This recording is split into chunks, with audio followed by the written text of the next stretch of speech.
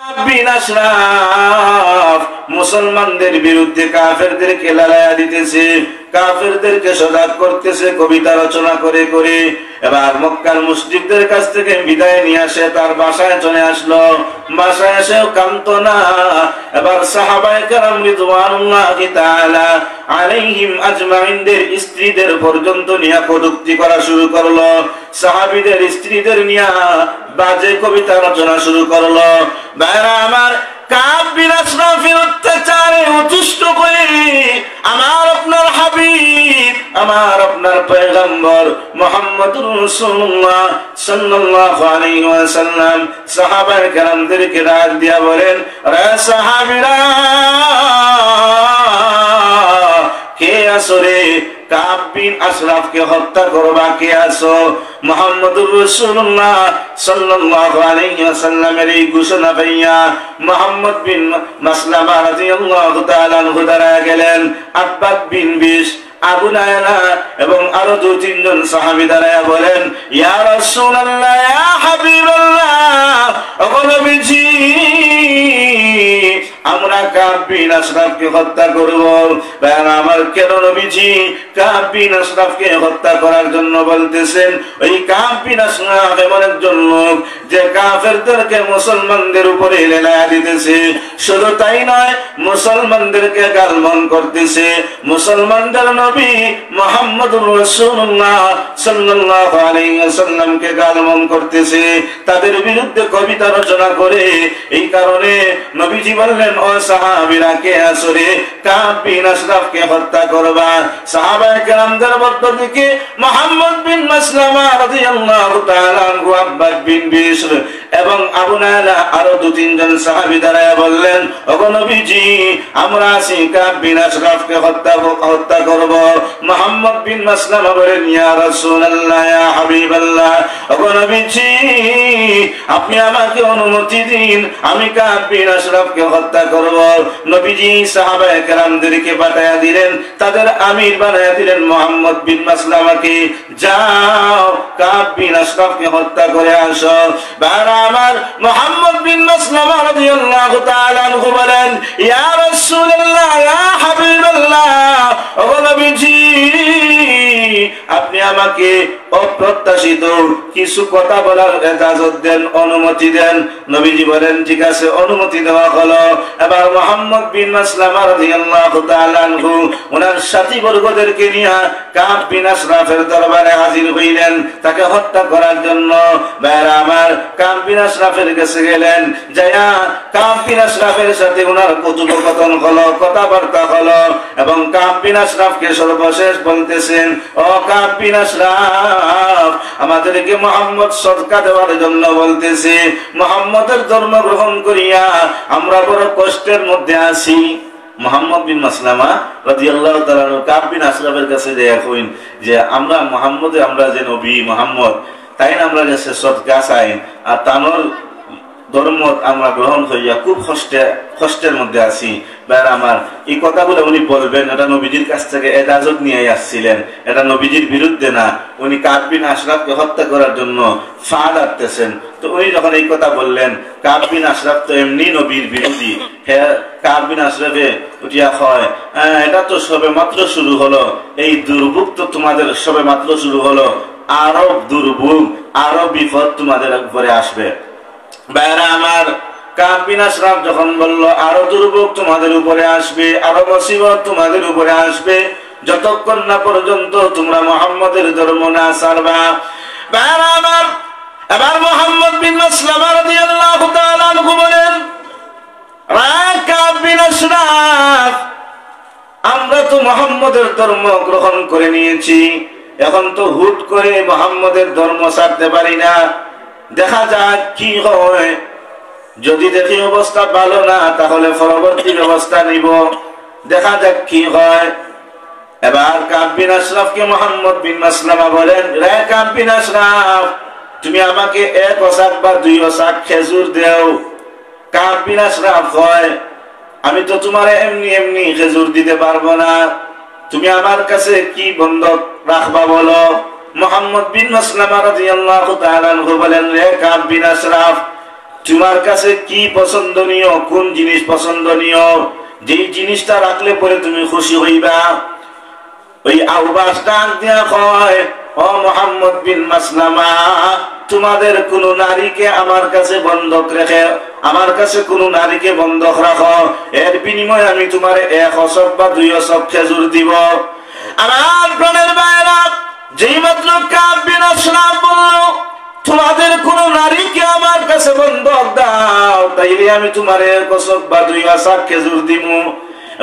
এবার মুহাম্মদ বিন মাসলামা কয়, ও কাব বিন আশরাফ, তুমি তো আরবের বড় সুদর্শন পুরুষ, বড় সুন্দর মানুষ, আমি যদি তোমার কাছে কোন নারী বন্ধক রাখি, তাইলে তো এই নারী নিরাপদ থাকতো নাই। এবার মুহাম্মদ বিন মাসলামারে কাব বিন আশরাফে কয়, তাইলে তোমাদের ছেলেদেরকে আমার কাছে বন্ধক রাখো। মুহাম্মদ বিন মাসলামা জবাব দে, রে কাব বিন আশরাফ, আমরা যদি আমাদের ছেলেদেরকে তোমার কাছে বন্ধক রেখে যাই, তাহলে আমাদের ছেলেরা অদূর ভবিষ্যতে আমাদেরকে নিয়ে বিদ্রুপ করবে, আমাদের উপর তুচ্ছ তাচ্ছিল্য করবে যে আমাদের বাপ চাচারা 1 অসাক 2 অসাকের খেজুরের বিনিময়ে আমাদেরকে কাব বিন আশরাফের কাছে বন্ধক দিয়ে আসছিল, এটা তো হতে পারে না। এবার কাব বিন আশরাফ বলে, তাইলেন কি বন্ধক রাখবা? মুহাম্মদ বিন মাসলামা বলে, আমরা তোমার কাছে কিছু দামি অস্ত্র শস্ত্র বন্ধক রাখবো, কিছু অস্ত্র শস্ত্র বন্ধক রাখবো। এবার কাব বিন আশরাফ বলে, ঠিক আছে, অস্ত্র শস্ত্র নিয়ে আসো, এগুলোই আমার কাছে বন্ধক রাখবা। কথোপকথন শেষ, কথাবার্তা শেষ, মুহাম্মদ বিন মাসলামা চলে গেছেন, অস্ত্র শস্ত্র নিয়ে আসবে। কাব বিন আশরাফের কাছ থেকে 1 অসাক বা 2 অসাক খেজুর নিবে। আমার প্রাণের ভাইরা, ওইদিকে আমি বলছিলাম সাথে ছিলেন আবু নায়লা, হযরত আবু নায়লা রাদিয়াল্লাহু তাআলা আনহু। উনি আবার গেছে কাব বিন আশরাফের কাছে, যে অনেকক্ষণ কথাবার্তা পরে কাব বিন আশরাফ রে কয়, ও কাব বিন আশরাফ, আমি তোমার কাছে এমন একটা কথা বলতে চাই, তবে একটা শর্ত আছে। আবু নায়লা আবার গেছেন কাব বিন আশরাফের কাছে। কোন কাব বিন আশরাফ? শুরুতেই বলছি, মুহাম্মদ সাল্লাল্লাহু আলাইহি ওয়াসাল্লামের বিরুদ্ধে কথা বলতো, সাহাবায়ে কেরামদের বিরুদ্ধে কথা বলতো, কবিতা বানাইতো। তো আবু নায়লাও গেছেন কাব বিন আশরাফের কাছে, যে কই, ও কাব বিন আশরাফ, আমি এমন একটা কথা তোমারে বলতে চাই, যে কথাটা তুমি আর কাউরে বলবা না, এই শর্তে আমি এমন একটা কথা বলতে চাই। কাব বিন আশরাফ কয়, ঠিক আছে, কি কথা বলবা বল, আমি আর কাউরে বলবো না। এবার আপনার আবু নায়লা রাদিয়াল্লাহু তাআলা আনহু বলেন, ও কাব বিন আশরাফ, আমরা মুহাম্মদের ধর্ম গ্রহণ করিয়া বড় বিপদের মধ্যে আছি। আমাদের পরিবারের মধ্যে শুধু ঝগড়া, আমাদের আত্মীয় স্বজনদের মধ্যে শুধু অশান্তি, আমাদের ছেলে মেয়েদের মধ্যে শুধু অশান্তি আর অশান্তি, এই মুহাম্মদের ধর্ম গ্রহণ করার কারণে।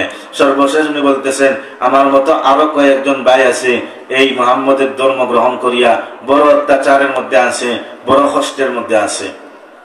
ভাইরা আমার, উনিও দাবি করলেন, আমাকে 1 অসাক বা 2 অসাক খেজুর দাও।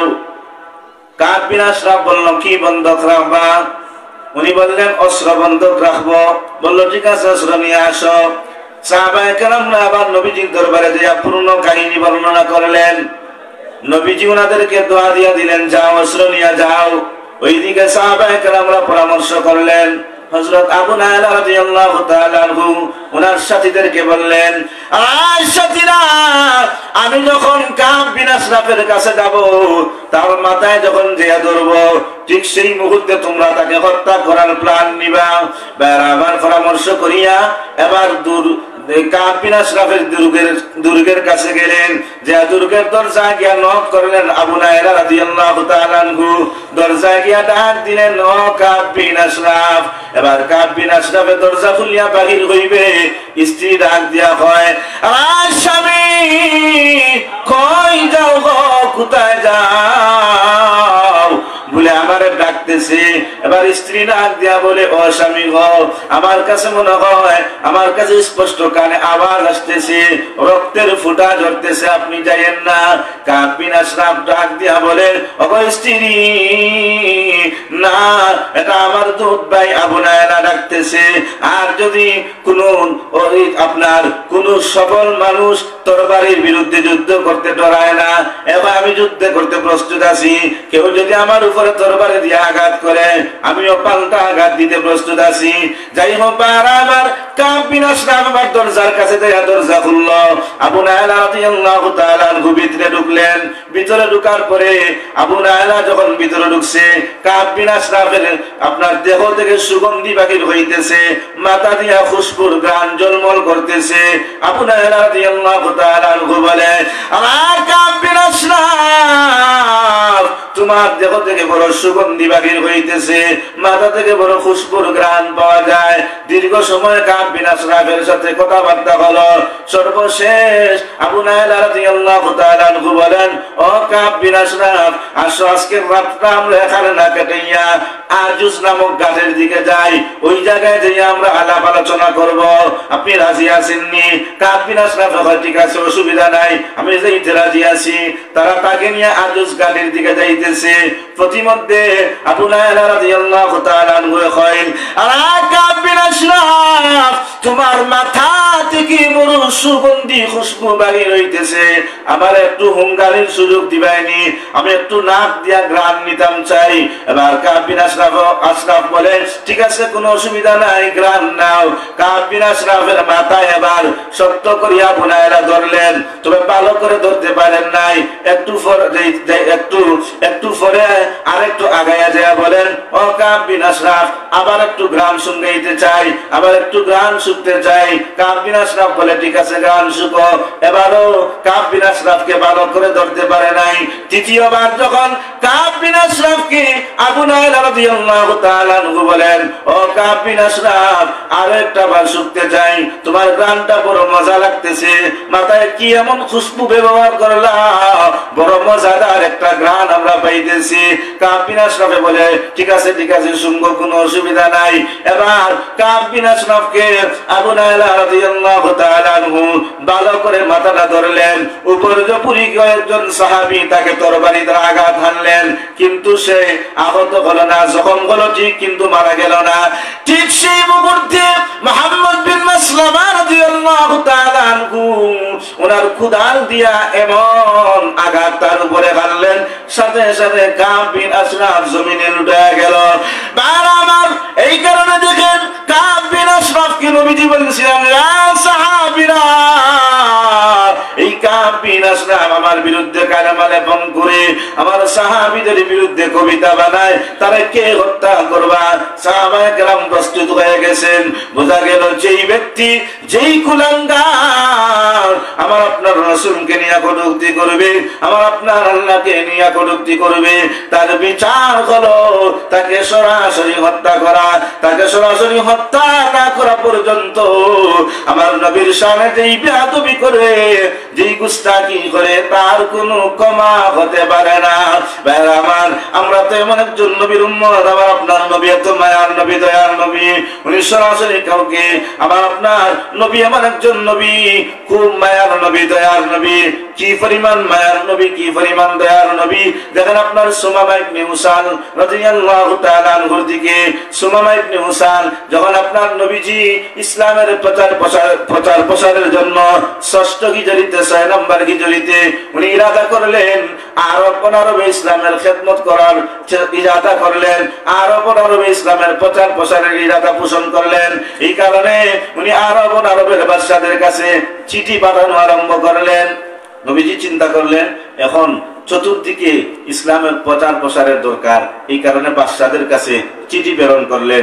এই আজ ৮ জন বাদশার কাছে চিঠি পাঠাইছেন, এর মধ্যে একজন ছিল ইয়ামামার বাদশাহ আপনার সুমামা ইবনে উসাল, তার কাছেও চিঠি গেছে নবীজির পক্ষ থেকে ইসলামের দাওয়াতের ব্যাপারে। সে যখন চিঠি পাইছে, আল্লাহু আকবার, সে রাগে একবারে অগ্নিশর্মা, রাগে ফেটে ফুটে যাচ্ছে একেবারে। সে বলতেছে, কি ব্যাপার, মুহাম্মদের এত বড় সাহস, আমি আমার বাদশা সুমামা ইবনে উসালকে চিঠি দেওয়ার মতো এত বড় দুঃসাহস মুহাম্মদ কিভাবে দেখাইলো? আমার মতো বাদশার কাছে মুহাম্মদ কিভাবে চিঠি পাঠাইলো? তার তো সাহস কম হয় নাই, সে তো বহুত বড় অপরাধ করে ফেললো। আমি তো এর বদলা না নেওয়া পর্যন্ত আমি স্থির থাকতে পারি না। অর্থাৎ সুমামা ইবনে উসালের কাছে যখন আমার আপনার নবীর চিঠি পৌঁছাইল, সে রাগে ফেটে ফুটে যাচ্ছে। যে মুহাম্মদ আমার কাছে চিঠি পাঠিয়ে দিয়েছে, এত বড় সাহস হয়েছে তার, সে মুহাম্মদ সাল্লাল্লাহু আলাইহি ওয়াসাল্লামকে হত্যা করার জন্য পর্যন্ত প্রস্তুত হয়ে গেছে। আমার সুমামা ইবনে উসাল বলে, আমি মুহাম্মদকে হত্যা না করা পর্যন্ত ক্ষান্ত হব না। সে গেছে মুহাম্মদুর রাসূলুল্লাহ সাল্লাল্লাহু আলাইহি ওয়াসাল্লামকে হত্যা করার জন্য। হয় ঘুমন্ত অবস্থায় নবীজিকে মারবে, অথবা যে কোনো এক অসতর্ক অবস্থায় নবীজিকে হত্যা করবে। সে গেছে, যাই দেখে নবীজি ঘুমে আছেন, নবীজিকে মারবে, হত্যা করবে। ঠিক সেই মুহূর্তে আল্লাহ পাক রব্বুল আলামিন নবীজিকে হেফাজত করে নিলেন। সে আর মারতে পারে নাই, কিন্তু উপস্থিত কিছু সাহাবায়ে কেরামদেরকে সে তরবারি দ্বারা আঘাত করে কয়েকজন সাহাবীকে শহীদ করে দিয়েছে। আমার নবীজি যখন খবর পাইলেন, সংবাদ পাইলেন যে কয়েকজন সাহাবীকে সুমামা ইবনে উসাল হত্যা করে ফেলছে, নবীজি সাহাবায়ে কেরামদেরকে জমাইলেন, দলবদ্ধ করলেন, জমায়েত করলেন।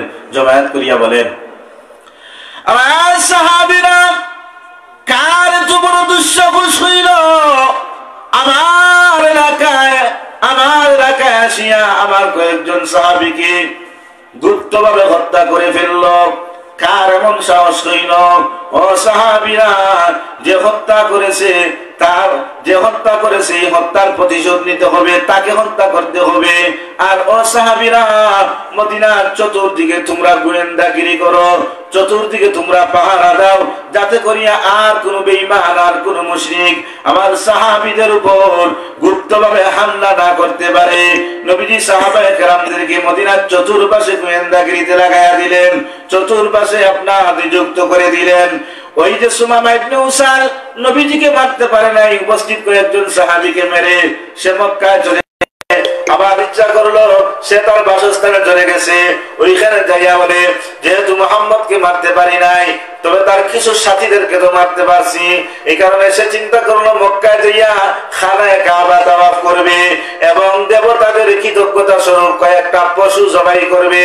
এই মর্মে সে মক্কায় আবার আসলো। ওইদিকে নবীজি যখন সাহাবায়ে কেরামদেরকে জানিয়ে দিয়েছেন, ও সাহাবীরা, যাতে আর কোন মুশরিক গুপ্তভাবে আমাদের উপর আক্রমণ করতে না পারে, তোমরা চতুর্দিকে পাহারা দাও। সাহাবায়ে কেরামরা চতুর্দিকে পাহারা দিতেছেন, রাস্তা ব্লক করা।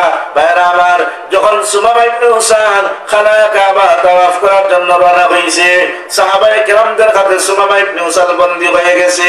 আমার প্রাণের ভাইরা, কিন্তু সাহাবায়ে কেরাম তো জানে না এই সেই সুমামা ইবনে উসাল, এই সেই ইয়ামামার বাদশা যে কয়েকজন সাহাবীকে হত্যা করছে, এমনকি নবীকে হত্যা করার জন্য প্ল্যান করেছিল, এটা সেই ব্যক্তি। সাহাবীরা তো এটা জানে না। সাহাবীরা সাধারণ বন্দী মনে করিয়া মসজিদে নববীতে নিয়ে আসছে। মসজিদে নববীতে নিয়ে আসিয়া একটা খুঁটির সাথে বাঁধিয়ে রাখছে। ওই সুমামা ইবনে উসালকে খুঁটির সাথে বাঁধিয়ে রাখছে। নবীজি যখন দেখবেন তখন একটা সিদ্ধান্ত দিবেন এর ব্যাপারে। নবীজি যখন রাষ্ট্রের কাজে মসজিদে নববীতে ঢুকবেন, ঠিক সেই মুহূর্তে তাকে দেখেন মসজিদে নববীর বারান্দায় খুঁটির সাথে একজন মানুষ বাঁধা আছে। আমার আপনার হাবিব, আমার আপনার নবীজি তাকে দেখে সুমামা ইবনে উসালকে সাহাবায়ে কেরামরা বন্দী করে রেখেছে। নবীজি দেখা মাত্র সাহাবায়ে কেরামদেরকে বলেন, সাহাবীরা, তোমরা এই লোকটারে চিনোনি? তোমরা কারে বন্দী করে রাখছো? তোমরা তারে চিনোনি? সাহাবায়ে কেরামরা বলেন, ইয়া রাসূলুল্লাহ, ইয়া হাবিবাল্লাহ, ওগো নবীজি, না গো, আমরা তো চিনি না, এটা তো আমরা জানি সাধারণ একজন বন্দী। এই লোকটাকে, তার পরিচয় কি? নবীজি আবার সাহাবায়ে কেরামদেরকে বলেন, ওগো সাহাবীরা, এটা হলো সেই ইয়ামামার বাদশা সুমামা ইবনে উসাল। নবীজি যখন সাহাবায়ে কেরামদেরকে বললেন, এটা সেই ইয়ামামার বাদশা সুমামা ইবনে উসাল, সে তোমাদের সাথী দুই একজন ভাইকে শহীদ করছে এবং আমাকে হত্যা করার চেষ্টা করছিল। সাহাবায়ে কেরামরা তো একবারে রাগে ফেটে যাচ্ছেন। তো নবীজি তখন যখন সাহাবায়ে কেরামদেরকে বললেন, এটা সুমামা ইবনে উসাল, তোমরা তার ভালোভাবে খেদমত করবা, তার সাথে ভালো আচরণ করবা। ভাইরা আমার, সাহাবায়ে কেরামদের মেজাজ গরম হয়ে গেল। কি ব্যাপার? সে তো আমাদের নবীকে হত্যা করার চেষ্টা করছে, এমনকি আমাদের কয়েকজন ভাইকেও শহীদ করে দিল। আর এখন নবীজি বলতেছেন তার সাথে ভালো ব্যবহারের জন্য, তার সাথে খারাপ ব্যবহারের জন্য নিষেধ করতেছেন, কি ব্যাপার? কিন্তু সাহাবায়ে কেরামরা কি করবেন? নবীজির হুকুম, এই কারণে নীরব আছেন। তারা আপনার অধীর আগ্রহে আছেন নবীজি সুমামা ইবনে উসালের ব্যাপারে কি সিদ্ধান্ত দেয় এটা জানার জন্য। নবীজি সাহাবায়ে কেরামদেরকে এই কথা বলিয়া মসজিদে নববীতে ঢুকে গেলেন। মসজিদে নববীর ভিতরে দেইয়া রাষ্ট্রীয় কাজকর্ম সারিয়া ওনার পরিবারের কাছে দেয়া বলেন, আমার পরিবারের লোকেরা, আজকে আমার ঘরে কি খানা পাক করা হয়েছে? পরিবারের লোকেরা বলল, এই জিনিস পাক করা হয়েছে। নবীজি বললেন, ও সাহাবীরা, যাও আমার ঘর থেকে এই খানাগুলা নিয়ে সুমামা ইবনে উসালের কাছে দেও, এবং আমার বকরিটাকে সকাল বিকাল দহন করিয়া এই বকরির দুধ তোমরা সুমামা ইবনে উসালকে সকাল বিকাল খাওয়াইবা। ভাইরা আমার, নবীজির কথা অনুযায়ী সাহাবায়ে কেরামরা সুমামা ইবনে উসালের সাথে ভালো ব্যবহার করতেছে। নবীজির দুধ, নবীজির প্রাণী থেকে দুধ দহন করিয়া সকাল বিকাল সুমামা ইবনে উসালকে খাওয়ায়। আমার প্রাণের ভাইরা, একদিন নবীজি মসজিদে নববীতে ঢুকবে, এমন সময় সুমামা ইবনে উসালকে বলেন, ও সুমামা ইবনে উসাল, তোমার কিচ্ছু বলার আসেনি? তোমার যে আমার সাহাবীরা বন্দী করিয়া রাখছে, তোমার কিছু বলার আসেনি? এবার সুমামা ইবনে উসাল বলে, ও নবীজি, ও মুহাম্মদ, তোমার সাথীরা আমাকে বন্দী করছে। ও মুহাম্মদ, আমি তোমার কয়েকজন সাহাবীকে হত্যা করেছি। এখন তুমি যদি চাও এই হত্যার বিনিময়ে আমাকে হত্যা করতে, কোনো অসুবিধা নেই, আমাকে হত্যা করতে পারো। অথবা তুমি যদি চাও আমাকে ছেড়ে দিতে, তাহলে এটাও করতে পারো। অথবা তুমি যদি চাও আমারে এই পর্যায়ে আমারে যদি বলো এই পরিমাণ অর্থ দিলে আমারে ছেড়ে দিবা, তাহলে বলো কি পরিমাণ অর্থ তোমার লাগবে, কি পরিমাণ সম্পদ তোমার লাগবে। সুমামা ইবনে উসাল হয়, আমি তো আপনার কয়েকজন সাহাবীরে মারছি, এখন আপনি যদি চান আপনার সাহাবীদের হত্যার প্রতিশোধ নিতে, তাহলে প্রতিশোধ নিতে পারেন। অথবা আপনি যদি চান আমার মুক্ত করে দিতে, তাও পারবেন। অথবা আপনি যদি চান যে এই পরিমাণ অর্থ দিলে, সম্পদ দিলে আপনি আমারে ছেড়ে দিবেন, তাহলে বলেন কি পরিমাণ সম্পদ দিলে আপনি আমারে ছেড়ে দিবেন, আমি দিতে রাজি আছি। ভাইরা আমার, সুমামা ইবনে উসালের কথাগুলো শোনার পরে নবীজি কিছু বললেন না। 2 দিন হয়ে গেল, নবীজি আর তার সাথে কথা বললেন না। তৃতীয় দিন যে আবার নবীজি বলেন, আল্লাহ সুমামা ইবনে উসাল, তোমার কিছু বলার আসেনি? সুমামা ইবনে উসাল বলেন, ও নবীজি, ও মুহাম্মদ, আমার তো যা বলার ছিল তা আগেই বলে দিয়েছি। আপনি চাইলে আমারে হত্যা করতে পারেন, চাইলে আমারে মুক্ত করে দিতে পারেন, চাইলে আমার অর্থের বিনিময়ে ছেড়ে দিতে পারেন। নবীজি আবারও কিছু বললেন না। আবার পরের দিন এসে বলেন, ও সুমামা ইবনে উসাল, সুমামা ইবনে উসাল, তোমার তো কয়েকদিন ধরে এখানে বন্দী করে রাখা হয়েছে। ও সুমামা ইবনে উসাল, আমার সাহাবীরা তোমার সাথে কেমন আচরণ করতেছে? ও সুমামা ইবনে উসাল, আমার সাহাবীরা তোমার সাথে কোনো খারাপ ব্যবহার করছেনি, বা তাদের আচরণ তোমার কাছে কেমন লাগতেছে? সুমামা ইবনে উসাল বলে, ও মুহাম্মদ, না না, তোমার সাহাবীরা আমার সাথে খুব ভালো ব্যবহার করতেছে, খুব ভালো আচরণ করতেছে, কোনো খারাপ ব্যবহার আমার এখনো পর্যন্ত দৃষ্টিগোচর হয় নাই। এবার নবী বলেন, ও সুমামা ইবনে উসাল, তাহলে তোমার কিছু বলার আসেনি, বলো। সুমামা ইবনে উসাল বলে, ও মুহাম্মদ, আমার তো যা বলার ছিল আগেই বলে দিয়েছি। তুমি চাইলে আমারে হত্যা করতে পারো, চাইলে ছেড়ে দিতে পারো, চাইলে অর্থের বিনিময়ে হলেও আমাকে মুক্তি করে দিতে পারো। আমার বাপ নবীজি সাহাবায়ে কেরামদেরকে বললেন, সাহাবীরা, সুমামা ইবনে উসালকে ছেড়ে দাও, মুক্তি দিয়া দাও। ভাইরা আমার, নবীজির হুকুম পাইয়া সাহাবায়ে কেরামরা সুমামা ইবনে উসালের হাতের দড়িগুলো খুলে দিলেন, তথা সুমামা ইবনে উসালকে ছেড়ে দিলেন, মুক্তি দিয়া দিলেন। এবার সুমামা ইবনে উসাল মসজিদে নববীর পাশে একটা জায়গা ছিল বাকি নামক, এই বাকি নামক জায়গা, ওই বাকি নামক স্থানের কাছে যাইয়া সুমামা ইবনে উসাল পাক সাফ হইয়া, পরিষ্কার হইয়া, গোসল করিয়া মসজিদে নববীর ভিতরে ঢুকে বলে, ইয়া রাসূলুল্লাহ, ইয়া হাবিবাল্লাহ, ও নবীজি,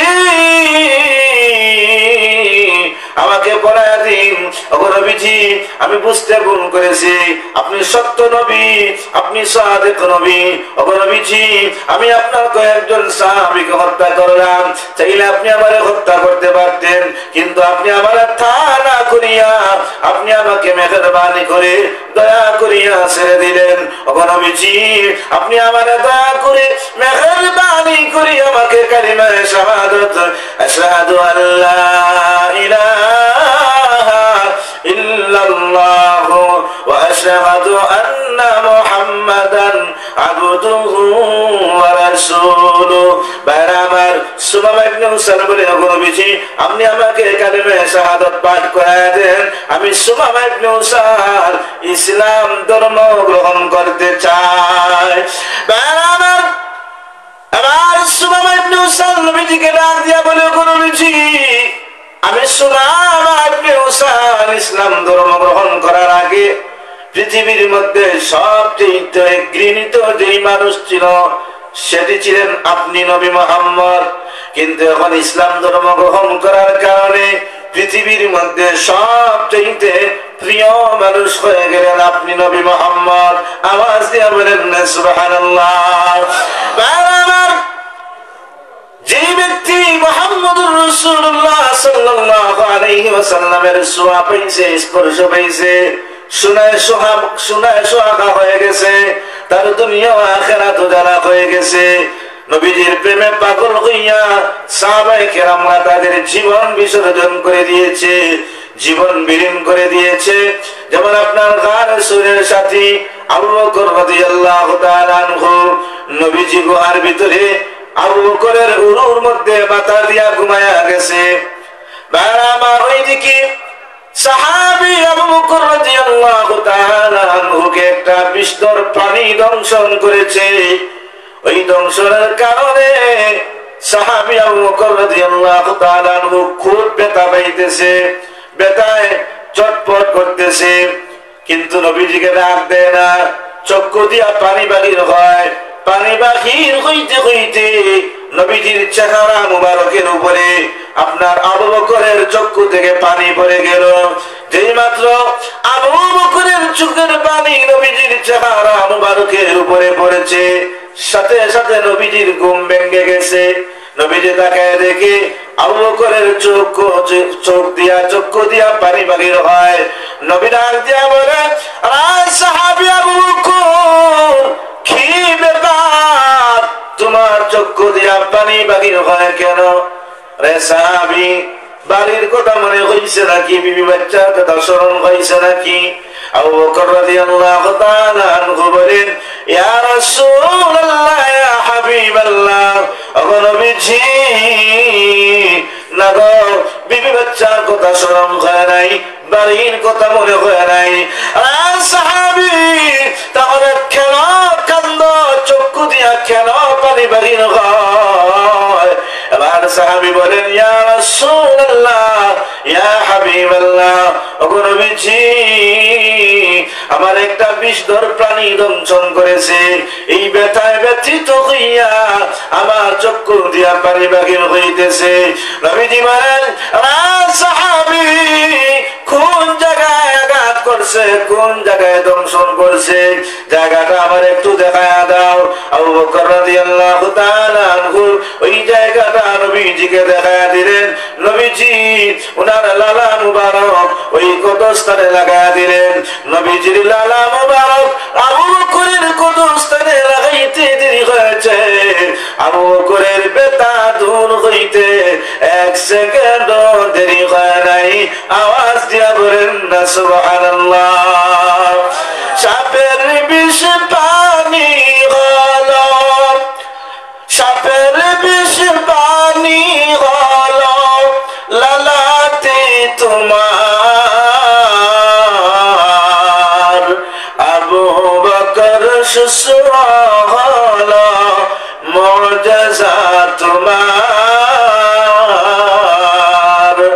আবু বকর শুশুরা হলো মুআজিজা তোমার, তুমি প্যারা খুদার, তুমি হাবিব আল্লাহর, তুমি প্যারা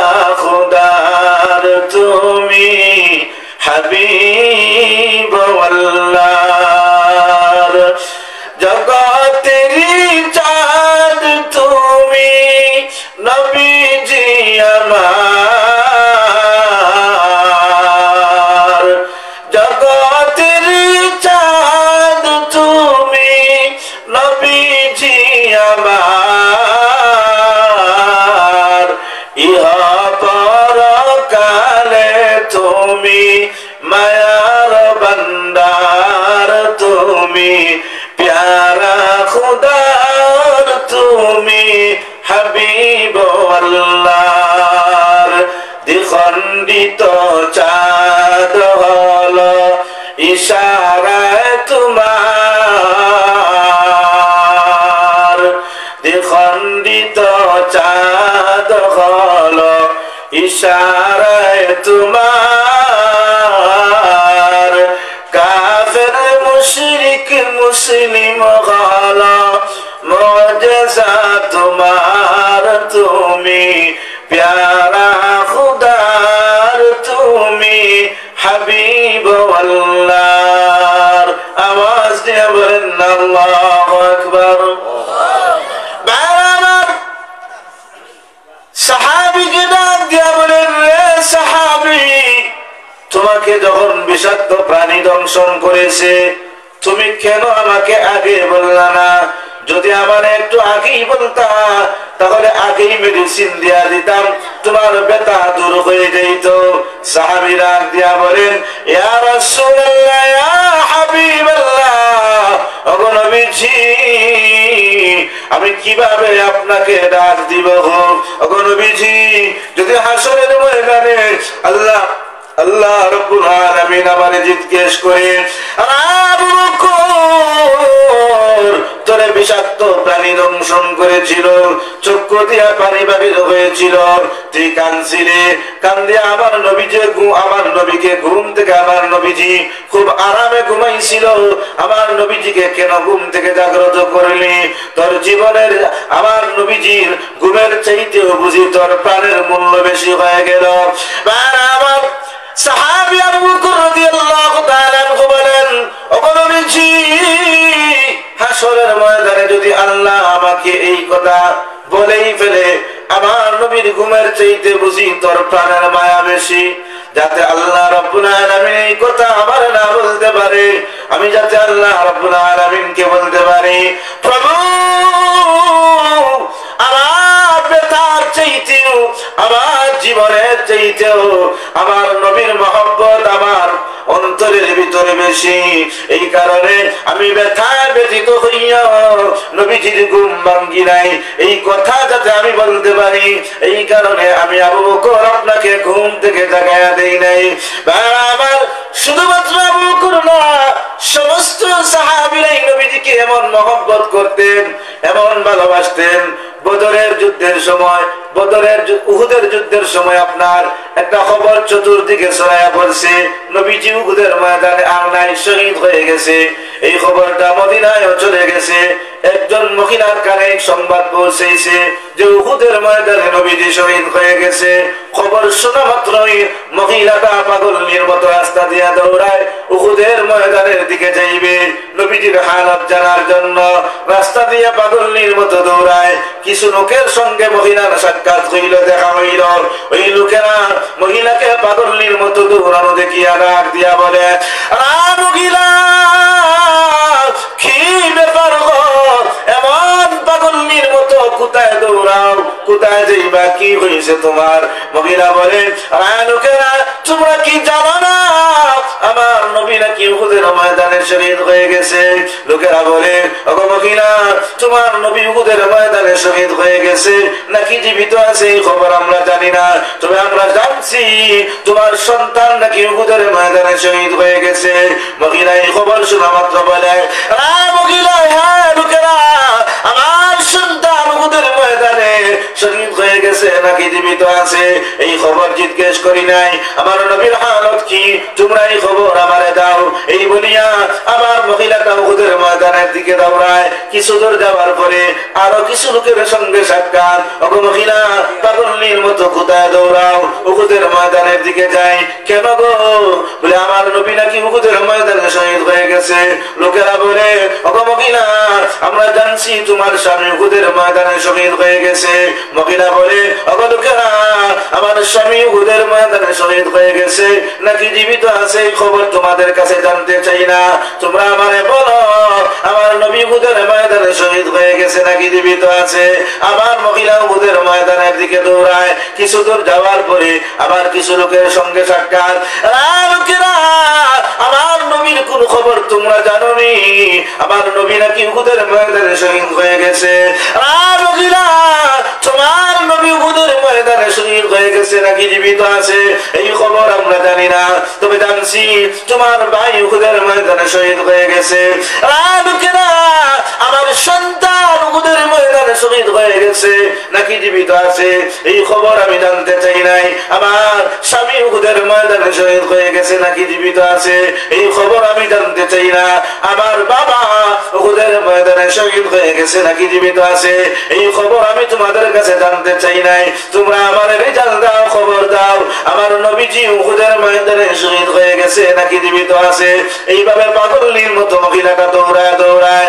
আমার প্রাণের ভাইরা, সফওয়ান রাদিয়াল্লাহু তাআলা আনহু, হযরত সৌবান রাদিয়াল্লাহু তাআলা আনহু নবীজির দরবারে প্রতিদিন আসা যাওয়া করতেন। একদিন নবীজির দরবারে আসলেন। চেহারাটা বড় মলিন দেখা যায়, বড় ফ্যাকাশে দেখা যায়, বড় অসন্তুষ্টির ছাপ চেহারার মধ্যে দেখা যায়। নবীজি চেহারা দেখে বুঝে ফেললেন সাহাবী সৌবানের চেহারা মলিন দেখা যায়। নবীজি বলেন, সাহাবী সৌবান, তোমার চেহারাটা মলিন দেখা যায় কেন? তোমার চেহারাটা ফ্যাকাশে দেখা যায় কেন? ও সাহাবী, কি হয়েছে গো তোমার? এবার সৌবান রাদিয়াল্লাহু তাআলা আনহু বলে, ইয়া রাসূলুল্লাহ, ইয়া হাবিবাল্লাহ, ও নবীজি, আমি সৌবান প্রতিদিন আপনার দরবারে আসা যাওয়া করি। আজকে আসার আগে আমার মনে একটা চিন্তা আসলো, আমার মাথায় একটা চিন্তা আসলো। এখন তো আপনি নবীজি পৃথিবীর জমিনে আছেন, এই কারণে আমরা আপনাকে এত মহব্বত করি, এত ভালোবাসি। ইয়া রাসূলুল্লাহ, ইয়া হাবিবাল্লাহ, ও নবীজি, কিন্তু যেই দিন আপনি এই পৃথিবী থেকে চলে যাবেন, এই দুনিয়া থেকে আপনি যখন চলে যাবেন, তখন আমি সৌবানের কি হালত হবে, আমাদের সাহাবীদের কি অবস্থা হবে গো? এই চিন্তা যখন আমার মাথায় আসছে, এই কারণে আমার চেহারাটা মলিন হয়ে গেছে, আমার চেহারাটা ফ্যাকাশে হয়ে গেছে। নবীজির কথা শোনার পরে কিছু বলে না। আল্লাহ রাব্বুল আলামিন জিবরাইল আমিনকে ডাক দিয়া বলে, ফেরেশতা জিবরাইল, কই রে, যা যা আমার নবীর দরবারে এই আয়াত খানা নিয়ে যা।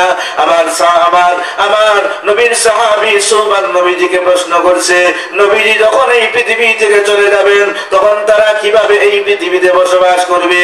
ভাইরা আমার, হযরত জিবরাইল আলাইহিস সালাতু ওয়াস সালাম নবীজির দরবারে কুরআনুল কারীমের একখানা আয়াত নিয়ে নাযিল করে নবীজির সামনে তেলাওয়াত করলেন, ওয়া মান ইউতি'ইল্লাহা ওয়ার রাসূল ফাউলাইকা মা'আল্লাযীনা আন'আমা আল্লাহু আলাইহিম।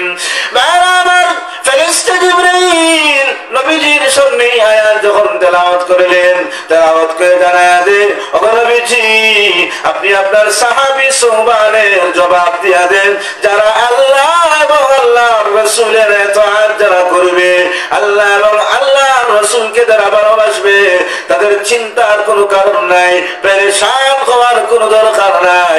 কিয়ামতের কঠিন ময়দানে আল্লাহর রাসূলের সঙ্গে তাদের হাসর হবে। সুবহানাল্লাহ। এই কারণে বন্ধুরা আমার আপনার সামনে নবীজি নাই, আমরা কিভাবে নবীজিকে মহব্বত করব? কয়েকটা তরিকা। এক নাম্বার, মান আহাব্বা সুন্নতি ফাকাদ আহাব্বানি ওয়া মান আহাব্বানি কানা মাই ফিল জান্নাহ। জান্নাহ। এই পয়লা তরিকাই যদি আমরা অবলম্বন করি, বাস নবীজিকে মহব্বত করা হবে। পয়লা তরিকা কি? মান আহাব্বা সুন্নতি, নবীজি বলেন যে আমার সুন্নতকে মহব্বত করবে, ভালোবাসবে। ওমান আহাব্বানি, সেজন্য আমাকে ভালোবাসলো, আর যে আমাকে ভালোবাসলো কানা মা'i ফিল জান্নাহ, আমার সঙ্গে জান্নাতে থাকবে। এই কারণে আমরা আমাদের জিন্দেগি নবীজির রঙে রঙিন করতে রাজি আছি তো ইনশাআল্লাহ। সর্বসময় সর্বদা আমরা নবীজিকে আইডল মানব, নবীজিকে ফলো করব। নবীজিকে ফলো করার কথা আল্লাহ কোরআনেও বলছেন, নবীজির আদর্শ কেমন এটাও আল্লাহ কোরআনের মধ্যে বলছেন। আমরা এই সম্পর্কে কিছুটা বলে জানি। ভাইরা আমার, আল্লাহ রাব্বুল আলামিন যেন আমাদেরকে নবীজির আদর্শে আদর্শিত হওয়ার তৌফিক দান করেন। আমিন।